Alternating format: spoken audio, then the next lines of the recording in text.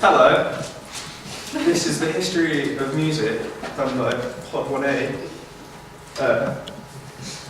60s. Oh, I went at first. Right. So, around the world there were like different things happening. So, in North America and Europe, as you can see, rock and roll and pop sort of grew into a lot of different genres. I'm not really sure on what most of the pop things are because just look at that. But with rock, so they had psychedelic rock and prog rock is probably, blues rock is the main three.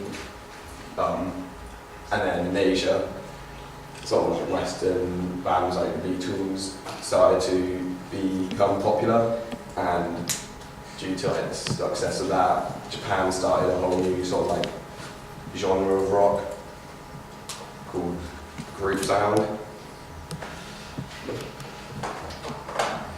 During the 70s, everyone kind of was still, I guess you could say, a bit of a hangover from the 60s, but also everyone was still like really energetic because of it. So like throughout the decade it split off into loads of different categories. There was a rise of like funk and disco, and bands like the Bee Gees rose to fame. There's also stuff like the punk movement, which was kind of teenagers getting really angry with the government and also angry with the lives that they were forced to live. So they kind of broke out those boundaries and decided that they wanted to do their own things. There was also still a lot of hippie movements, but during the 70s, like loads of metal came up and lots of rock. AC/DC, Black Sabbath, Led Zeppelin all grew to popularity, and also like towards the end of the 70s there was stuff like post-punk, Joy Division, which led on to the 80s, and like the whole new wave kind of thing. Okay, the 80s. Jesus. Yeah, I did all the work in this part. So, it was kind of a big time for music, you know, the 80s. There's like a lot of things happening, which is why I've kind of written a lot. But the 80s was a big time for pop. It was like, you know, Michael Jackson, and all like, this is kind of the start of the one-hit wonder thing as well. So you've got a couple of artists like Tina Turner, Lionel Richie. They all scored their only number ones in the 80s, and it was just like, okay, we've got one number one, and then they couldn't do anything else with it. Hip hop in the 80s was kind of like carrying on from when in the 70s it was kind of pioneered by artists like the Sugar Hill Gang and all sorts of stuff like that. But yeah, there was all sorts of different artists, and that was when the Beastie Boys were about, you know, doing their thing, kind of shouting all the time. But and that kind of gave hip hop a window into more white listeners, as it was dominated by obviously more like black listeners because of the way that they could relate to the lyrics. New wave was a thing, you know, that happened. It was kind of weird, but it was there. It took elements from punk, mixed it with pop-based instruments such as, you know, synthesizers and all sorts of like different samples. And hair metal was great. It originated from glam rock in the 70s and added more pop elements and again more pop instruments. Some notable artists would be Van Halen and Def Leppard. 90s were well fun. Across America, grunge was like slowly getting massive, and in the UK stuff like Britpop was growing, and festivals were like becoming a really big thing. I mean, they already were, but like across the UK, like Reading and Leeds both took off really massively around the 90s, and like Nirvana, the Pixies, Rage Against the Machine, like all grew to fame. But also in the 90s there was loads of hip hop, stuff like Wu-Tang Clan, Dr. Dre, Jay-Z, Public Enemy. They all grew into like a golden age of hip hop, and it was like, that was great. It was really good. Oh, Did you not put them in? oh, that's annoying. What You Know is by Two Doors Cinema Club. It's an indie hit. it was, yeah, I know it's missing. We missed like half of the PowerPoint. Yeah, We we didn't missed say it. like 3 slides. I can make something up. It's fine. Do you want me to do it now, or yeah? This is it. Oh. Vanessa, do you want to try and remember the 2000s Yeah, then? okay. So during the 2000s, there were a lot of changes which started happening in the music industry. It was mainly because artists started to bypass record labels so they could release their music independently. Also, music streaming started disrupting the importance of radio, as well as hip hop and pop were like the most key genres during the decade. But also, like rock was still popular at the time, notably alternative rock, grunge, nu metal. Also, there were several #1 hits during the time, such as Say My Name, Destiny's Child, which, if I remember quite well, stayed #1 for like 2 weeks. Also, Eminem's Eminem songs, which I don't quite Lose remember. Yourself. Yeah, Lose Lose Yourself. Yourself. It stayed #1 for 12 weeks. Then Christina Aguilera's Britney Spears songs.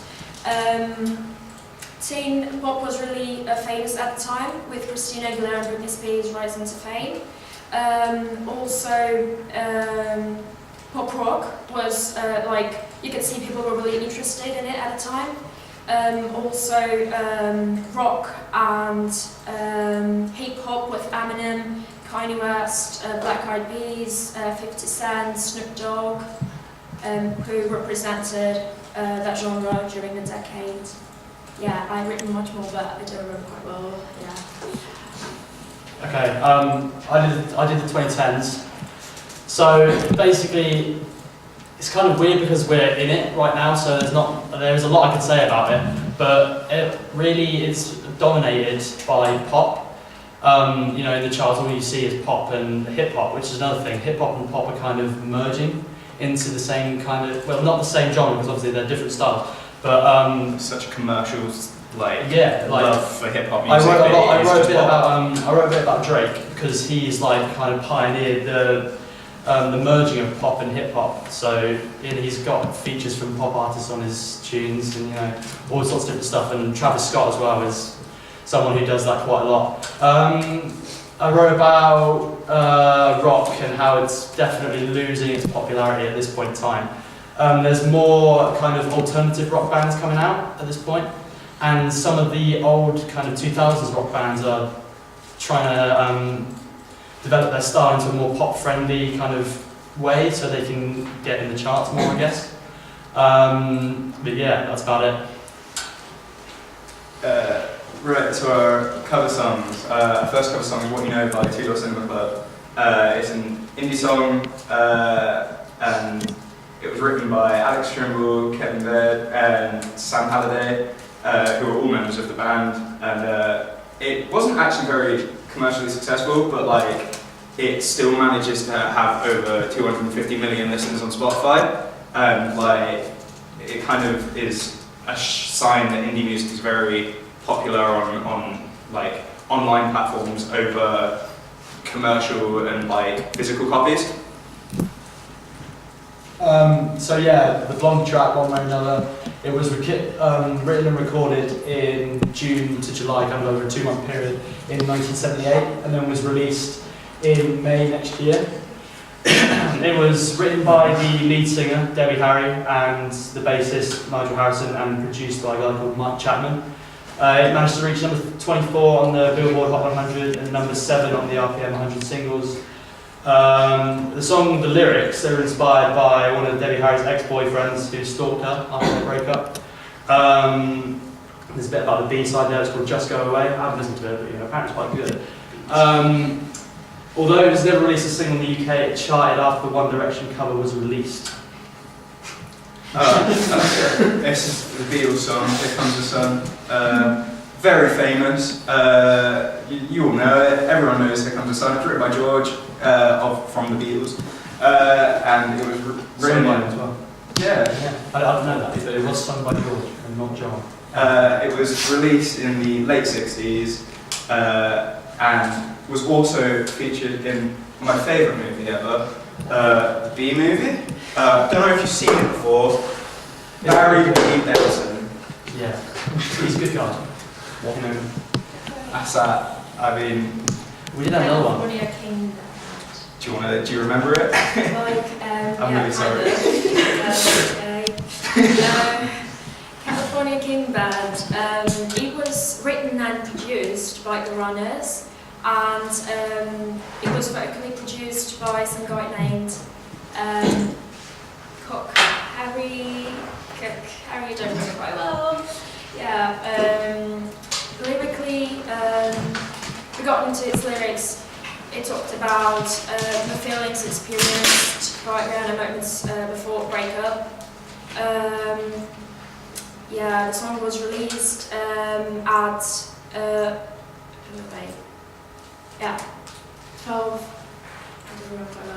2011 on May 13th. It was part of her album. It was the 6th single of her album. It was chosen in Twitter, where she just made a post asking her fans about what song would best fit the album. Yeah, the other part was Off-White. Yeah, that's that. That's our time. Well, fantastic. Thank you guys. Great stuff there. And very well coped, even though you had a bit of a Right. technical issue, you still overcame it. Well done. Really?